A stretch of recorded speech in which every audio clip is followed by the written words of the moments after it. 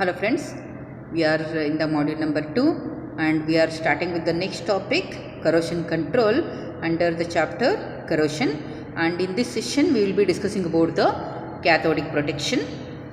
Let us see what is this cathodic protection. Cathodic protection is protecting the cathode. As the name says, it is protecting the cathode. Okay, before that, think about corrosion. We discussed almost all types of corrosion and also few types of the corrosion control also. When two metals are in contact with each other, one anode and one cathode, any metal, when anode and one cathode is there, you know very well the anode will be undergoing oxidation reaction with the liberation of electrons and will get corroded, and the cathode will be undergoing the reduction reaction and will be protected. Then why this method is referred to as cathodic protection? Always cathode is only protected, right? Why it is called as a cathodic protection?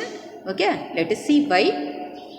Here in this technique, it is protecting a specimen from corrosion by providing either the external electrons or by connecting the base metal to be protected to a metal which is highly reactive than the base metal. Understand? Here no, under cathodic protection we are studying two types of cathodic protection. In one method we are connecting the base metal to a metal which is highly reactive than the base metal. For example, if we want to protect iron should be connected with another metal which is present above to it in the electrochemical series. Okay, so what will happen? The other metal which is highly reactive will be undergoing anodification and will get corroded, and it will protect the base metal iron. Clear, no? Okay, so under cathodic protection there are two types. One is a sacrificial anodic method and the second one is a impressed voltage method. Okay, let us discuss these two one by one. Let us take first the sacrificial anode method. In sacrificial anode method, okay, the metal to be protected is converted to the cathode. How can we do it? Once again I am repeating. It is by connecting the base metal iron, okay, with the any other metal which is present above to it in the electrochemical series or in the galvanic series. Okay, so you just think of the electrochemical series, which metals and all are present above to the iron. Magnesium is there, zinc is there, lithium is there, sodium is there, potassium, so many metals are there.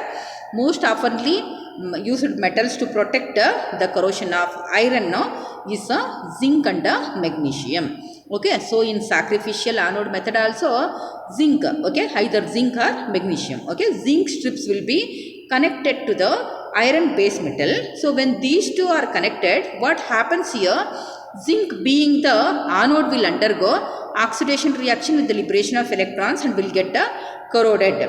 Okay, and will get corroded and it will protect the base metal iron. Okay, here what is happening? The anode metal zinc is getting corroded, I said. Okay, so it is sacrificing its life to protect the base metal iron. So this method is referred to as sacrificial anode method. I repeat once again. When zinc and iron are connected with each other, being anodic, zinc will undergo oxidation with the liberation of electrons at anode, okay, and will get corroded and it will protect the base metal iron. As the zinc is sacrificing its life for iron, okay, it is referred to as sacrificial anode method. Okay, this method is used to protect the boat hulls and ships will be there, no, and also in the underground water and oil pipelines will be protected by using this method. Okay, like small strips of the magnesium or zinc will be connected, that will be getting corroded. From time to time the zinc strip should be replaced.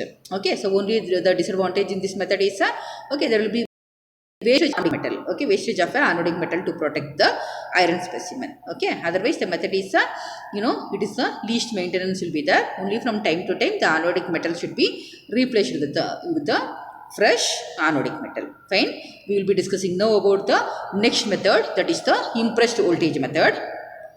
Okay, this is just the diagrammatic representation of the sacrificial anode method. Okay, the boat hull will be there, no, that will be connected with the zinc strips, and from time to time these zinc strips should be replaced with the new ones, okay, to protect this iron base. Fine, so let us move to the second type. impressed voltage method. In this method, it's a method of protecting the base metal cathode, that is our iron specimen, by providing the direct current. That is, through direct current we are supplying the external electrons. We are supplying electrons externally from the direct current source. Okay, and how much electrons should be supplied? Okay, this is very important. You have to supply the current which is more than the corrosion current of the base metal to be protected.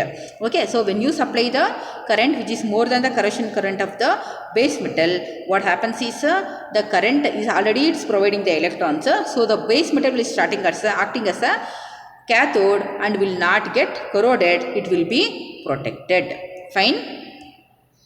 So this is the diagrammatic representation of the impressed voltage method. For example, we need to protect the tank. Okay, it should be connected with any inert anode, okay, like graphite. Okay, and the two terminals will be connected to the direct power supply, and the power supply is supplying the electrons. Okay, and the specimen will be acting as a cathode here. Fine. And the electrons will be provided from the direct current supply. Okay, the explain of the same explanation. Anode is a inert metal like graphite. I told you already. The metal structure being cathodic does not undergo corrosion, and this technique is used in protection of the water tanks, oil tanks, and also in underground oil and water pipelines will be there. No, there it is used. Okay, this method is very fine method to protect the base metal. Okay, it will be having low maintenance. Okay, and also once when it is installed, it can protect large area of the metal. Only the disadvantage is it is very difficult to maintain the uniform current and all over the surface of the object to be protected. Okay, and there will be a wastage of direct current. Okay, this is the disadvantage of this method. Okay, I think it is clear. The cathodic protection is clear, I think. Okay, you just have to remember in the first method, we will just revise the important points here. Okay, in the first method, that is the sacrificial anode method, we need to connect the basic specimen with the highly reactive metal. Okay, highly reactive metal will be undergoing oxidation at anode with the liberation of electrons and will get corroded. Okay, so as it is sacrificing its life for protecting the base metal, it is called as sacrificial anode method. Okay, and once again you just remember, you are connecting the base metal iron with the metal which is present above to it in the electrochemical series.